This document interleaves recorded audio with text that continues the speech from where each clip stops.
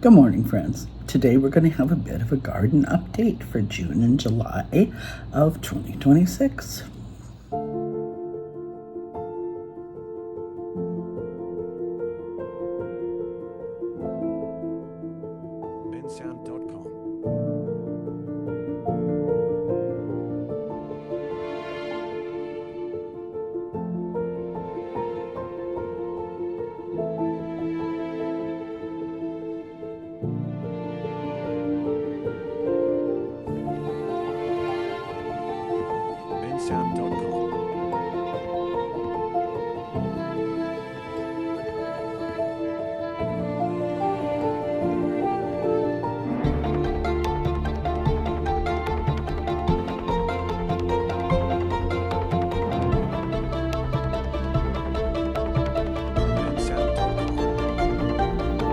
Okay, welcome to Springs in the Desert, and I'm Desert. Alrighty, we're going to start here just with a picture that I thought was lovely when I was coming home the other day. We're in our monsoon season, so we're starting to get a lot of rain, and this was a beautiful rainbow. And it was actually a double rainbow at one point, but I was driving, so I couldn't stop and take a picture of it. Double rainbow on the way across the sky. So intense. So this is pulling into my driveway. I just love it here. Alrighty. Now this photograph shows our German chamomile plant just before I harvested all the flowers. And this photograph, at the bottom are green onions. In the middle bag are carrots. And in the top bag are nasturtiums. And to the left of the carrots is horseradish. All right, so now we're looking at one of our raised beds, and in the front of the bed is our summer squash plants, and there's some little baby spinach plants all around them also that were volunteers, because spinach is what we grew in it last time. The next photograph shows our fledgling rattlesnake beans. And the next photograph, those are pepper plants. Now, the house that we lived in last time, before we moved here, we had a garden in the backyard, Bill did, and we grew lots of different kinds of peppers. And we saved the seed, but we did not mark what they were, and we had different kinds of bell peppers. We had serrano peppers, we had jalapeno peppers, and so we had no idea what they were, and it was just a container of 5-year-old seeds that were all mixed up and jumbled up. So we just decided to go ahead and put them in one of the raised beds and see what they did. So these plants came up from that, and we have no idea what they are. Now, the next photograph gives us a clue. That is a jalapeno. That is our first jalapeno pepper off of one of those plants from the old seeds from last year. And I put the spoon in there for scale. It's not the biggest jalapeno in the world, but there it is. That's our first pepper on this piece of property. What a beautiful bunch of basil. Just trimming the largest of the volunteer plants. Wow, gosh, it smells good. So that made a nice pile. This is cool. I may go out and trim some more so I can make a bunch of pesto and can it. That'd be awesome. My cow print apron. So those are the seeds that I saved out of the jalapeno for next year. That's completely organic jalapeno seed that we grew at home. And I put the jalapeno into the stuffing mix for the peppers. So yeah, there's that too. Yay! Well, these are sprays of arugula seed pods. And this is what they look like when they're broken off of the stems, and those are the seeds. So since I begin with heirloom seed always, I let enough of it go to seed every year of whatever I'm planting to save my own seed for the following season. So this is arugula and what arugula looks like and what its seed looks like. Now, as I'm cleaning these, I'm finding out what my son meant. He said that the seed pods kind of explode, and I'm clipping off the individual seed heads with, little fingernail clippers.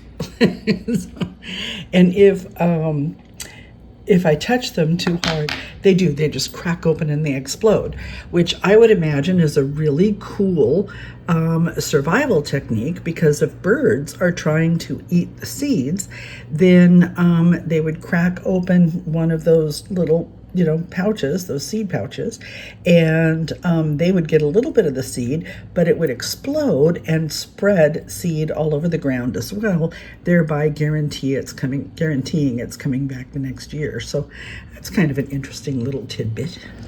So that's the arugula seed that I got from about 5 stalks, dried stalks off the plant. Obviously the lip gloss is there for scale. So I'm gonna package them up and put them away from one of my small raised beds. Pretty nice. It's gonna make a couple nice salads just out of thinnings. Okay, well, this has made a nice big beautiful bag of lettuce, and because I just washed it, I'm going to take this reusable bamboo cloth and put it in there to absorb the excess moisture, and that'll be the base for tonight's salad. Well, we finally got 3 of our trees in the ground. This is a little lime tree, and if you can see, it's actually got limes on it. How cute is that? This is our mandarin orange. Looks like it needs some water. I'll give it some water, and then we'll show you the last one. This is the one that suffered being in the pot so long, the worst. This is my Valencia orange, but as you can see, it has a fruit on it. I think we got these in just in time. Oh my goodness. Yeah. Now, this backyard is pretty large. You can see why I definitely want to have a lot more going on back here. The gophers are still an incredible problem back here, and we got stainless steel bags to plant these trees in, and dug holes that were twice as big around as the pots that they were in. That's where we burn our trash, and that's our compost at this time. Those are our compost bins. So I'm going to end up putting from that gate there all the way to the store where I am. We're going to put a cement walkway, and then on both sides,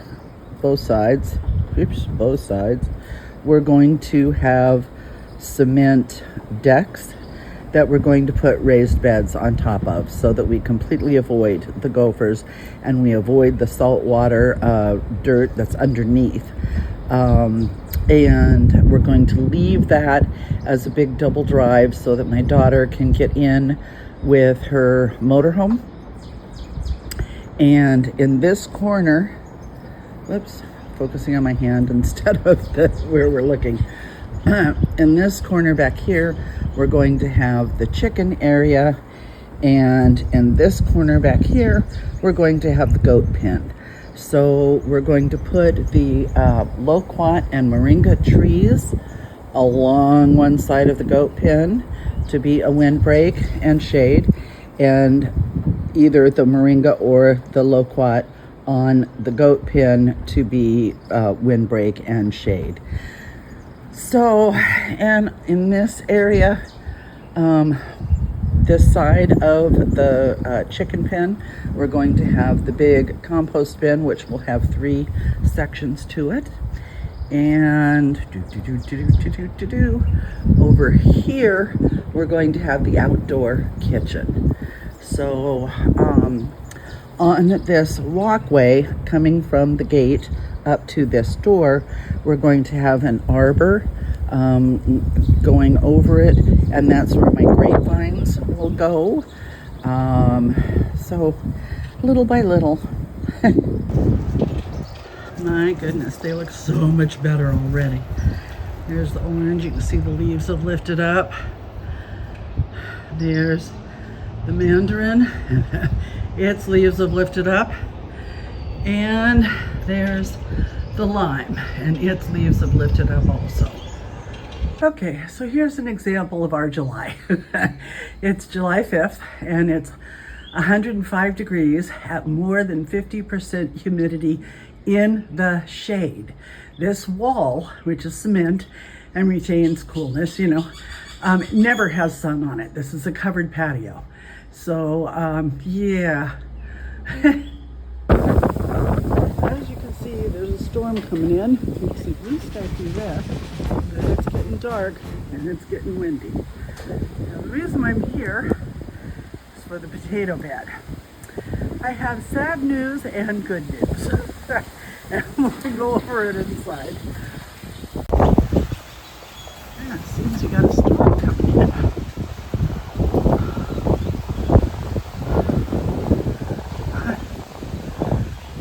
Well, there was blue skies a few minutes ago. No wind at all.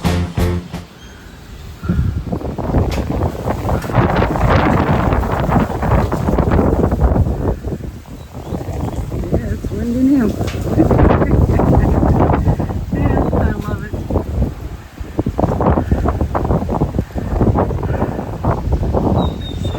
Palm trees. Okay, different day. I couldn't finish the garden update when I planned on it, because when I went outside and shot the last two segments of the storm and of the potato bed, the power was already out inside the house before I went outside, which is kind of why I went outside in the first place. And while I was there, I was like, oh yeah, I gotta do the potato bed.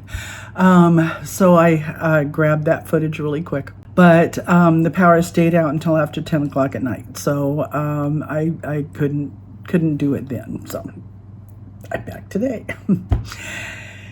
Anyway, the good news and the bad news about the potato bed. The sweet potato vines were doing absolutely beautifully. And the russet potatoes and the red potatoes had all, well, not all, but both sprouted. More of the reds than the russets, but some of the russets had sprouted also. And we had nice little plants going. And then we came out one morning to water, and everything except the sweet potatoes were completely broken over at the ground, and it looked like something heavy had laid down on top of it. I mean, that's all we could think of. And I thought, gosh, are there cats in the neighborhood that we don't know about or something? But it seemed too big for a cat. So we nursed them back to health again, and we got new sprouts, and we helped to prop them back up so that then put little paper tape around them so that hopefully they would still grow. And they did seem to recover some. And then we come out and it happened again about a week later. And it looked like something had just, something really big and heavy had been just plunked down on top of them. And we couldn't figure out for the life of us, what it was and what was causing that. So we kept training the sweet potato vines to go over the bed because we were still trying to give the other potatoes, a chance. And then one day we let little Jake out the front door, and he went nuts and ran around to the backyard just barking and barking and barking. And there was a huge, really dirty white street dog that was in the yard. And when he barked and chased it out of the yard, which is really funny because the dog was ginormous and Jake is a Chihuahua, But he got that dog out of the yard, and it jumped right over the barrier that we have in place of a gate. So now we know that it was that big dog, and evidently it was just finding a nice, cool, quiet place, because since we watered it all the time, and it could just be up inside that little bed and nobody would know it was there, and it was around on the side of the house, so we never knew it was there. So I'm afraid that we don't have any potatoes anymore. Now, my plan was that as the potatoes grew, I was going to put more and more soil in there and bury the vines deeper and deeper so that more and more tubers would start. And then when we got to as high as I wanted to be, plant onions. And I have onion sets in my produce bin of my refrigerator, chilling, forever. Because they never got big enough to do that. So I don't know if now, I'm probably just going to go ahead and put the onions in, even though it's kind of late for them.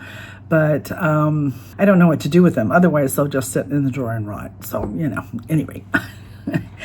So thank you very much for being here, and that's just a little update. We've gotten more jalapenos off of those mystery pepper bushes since, and jalapenos are all we've gotten. We haven't gotten any other kind of pepper, so evidently that's what made it. And I misspoke when I was talking about them. I said that they were seeds from our last house. They weren't. They were seeds from the house before the last house.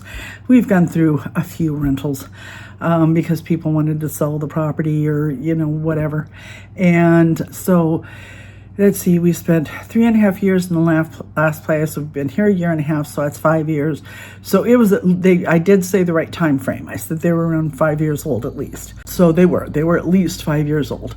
And let's see, I showed you the arugula seeds saving and the jalapeno seeds saving, and I showed you the thinnings in the romaine lettuce bed.